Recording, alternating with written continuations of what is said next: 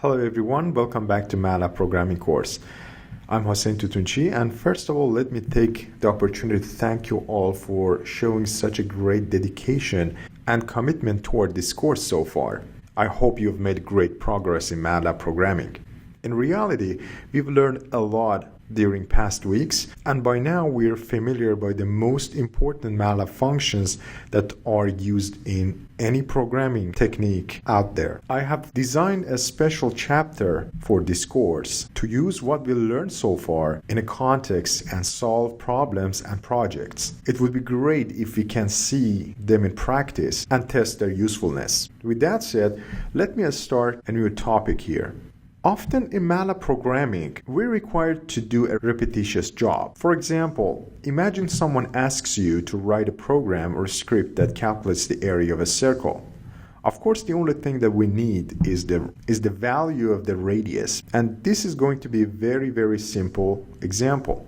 However, imagine someone asks you to write a program that calculates the area of 1,000 circles with different radiuses. Although it's not difficult to do with a loop or other techniques, we're going to learn a tool which is really helpful in these circumstances. Instead of opening the script each time and changing the value of the radius, and then run the script, it would be great if we could write a program and then call it over and over again, pass an argument to that function and get the result. And that's exactly what we're going to do. Today we're going to learn functions. Functions are small programs or routines that can be called over and over again to do a predefined job or algorithm for us. In order to create functions, there are multiple ways.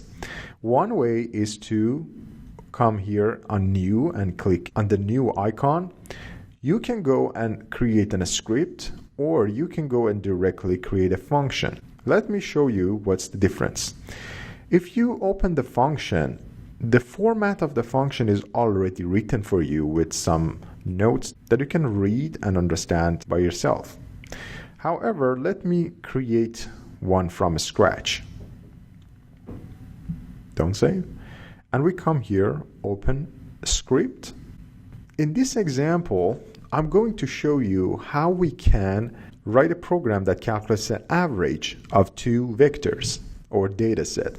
Imagine we have an x vector equals 12, 5, 34, 87, 35, 90, 124. This is our data set or information. There are 7 elements inside that.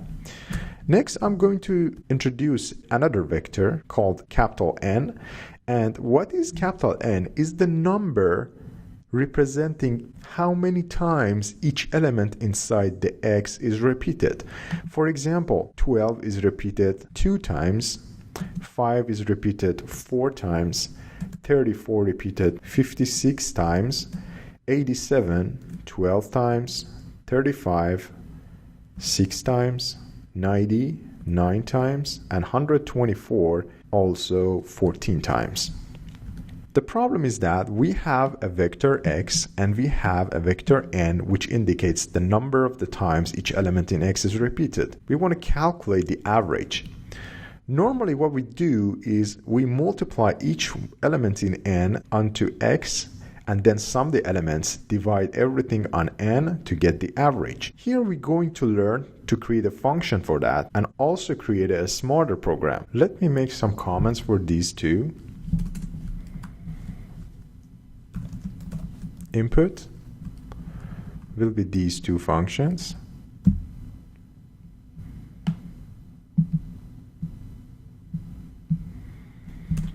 And now we're going to create a function. The first thing you need to do is type function space. As soon as you type function, MATLAB recognizes that by making a blue. Next, we need to make a name for this. We're going to calculate the average, so AVE is going to be a proper name for that. Then we call it equals. We're going to create a function called AVE that what it does, it calculates the average of a data. So next I call it my average. This is the name and it's arbitrary. You can put anything for that. The next element is going to be open parentheses, close parentheses, and in this area you need to tell the function how many arguments it needs. Remember, the area of the circle, we only needed one variable. Therefore, if we want to create a function that calculates the area of circle, there was only one argument needed for my average. However, here we need two, because in order to calculate the average, you need the summation of a data set and then the number of the data set, so you can divide them together. So the first one is going to be x, comma, next one capital N. These are exactly the ones that we have calculated here. Therefore, the function receives a data set and the number of the data set, and then hit enter.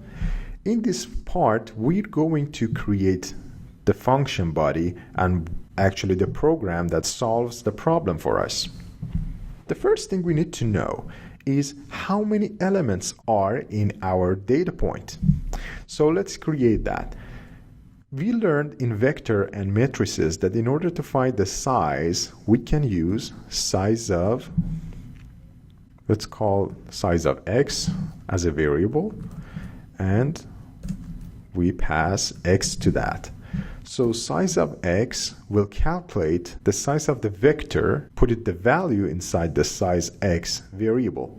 You will also notice that a handle is created connecting the function to the rest of the program. We need to repeat the same thing for the second input as capital N. So size of capital N also equals size of n. In these two lines, we will gain the number of the elements inside x and the number of elements inside n. One thing that you should notice is that vectors, when you pass size function to them, returns two elements. Let me show you. If I bring it here, this x, and pass size x, what it returns is not a single number, but two. And also you will notice that we always have the first element as 1 because it is a vector and the number of the rows is going to be 1. However, what is important for us is the second element, 7. We actually learned that we can extract the second element like that, size x of 2. If I pass this one, I'm able to extract only the second element of the vector x, which is the one important for me. Let's get back to our script file.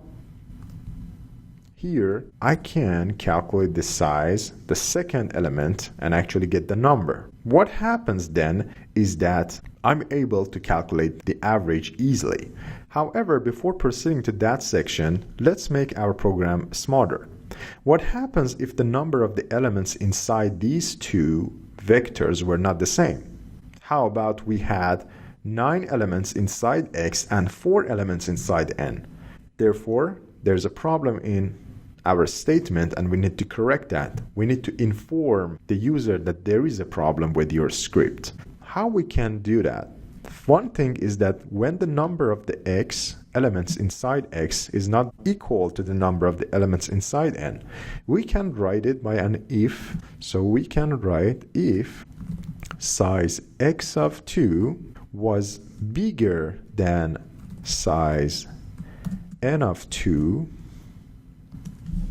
or we call it pipe, or another scenario would be size of x2 is a smaller size n of 2, right? Because in these two scenarios, the number of the elements inside n is not equal to the number of elements inside x. Also, we could write it even easier. If size of x2 was not equal to size n of 2. We learned that this tilde sign before equal sign make it negative. Therefore, Instead of writing this line, we can write it even simpler. If size x2 was not equal to size n2, then what happens? Then D-span error.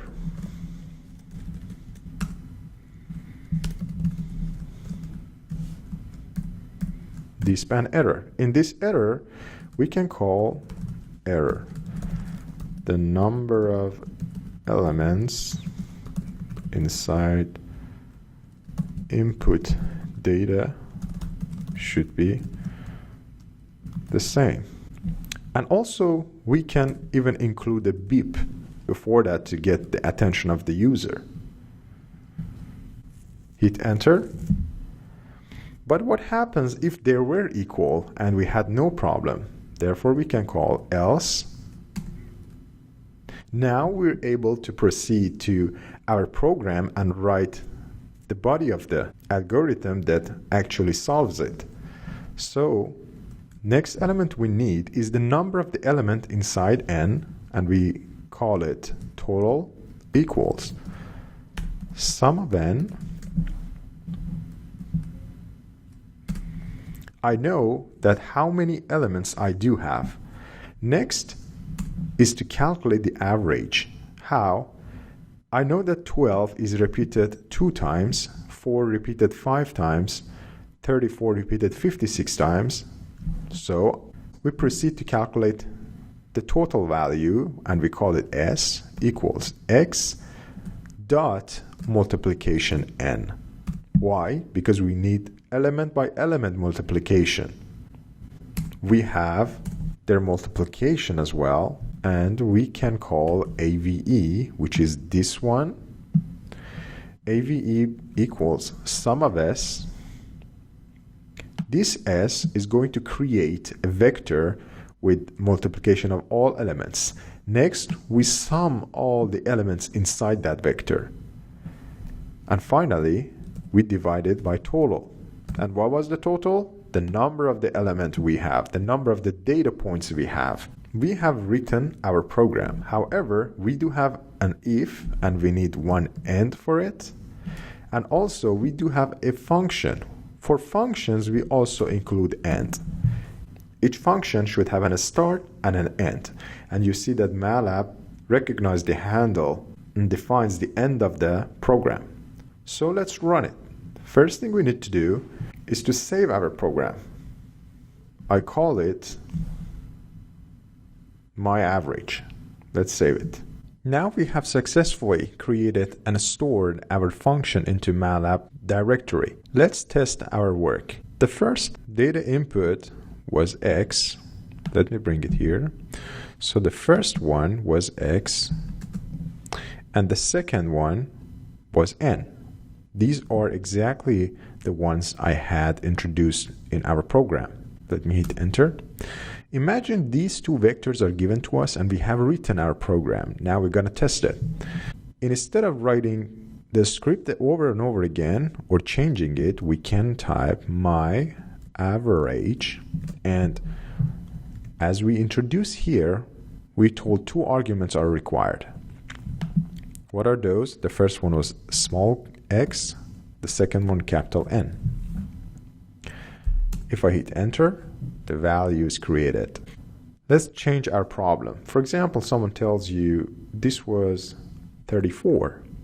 Can you calculate that? Of course. My average is going to be different. How about the number inside N was not equal the number inside X? That was one source of problem, and we had anticipated that. We included the if condition, this part, to take care of that problem as well. So let's test our result. Now our N and X have different sizes. If I pass my average X and N, you see that we heard a beep first, and then an error comes up. The number of the elements inside input data should be the same. As you see, we could create a very efficient function that can take care of many repetitious problems for us, repetitious scenarios for us. You can extend this functionality and technique to a lot of programming problems. Hope you enjoyed this video and don't forget to practice. Thank you very much. I see you in next one.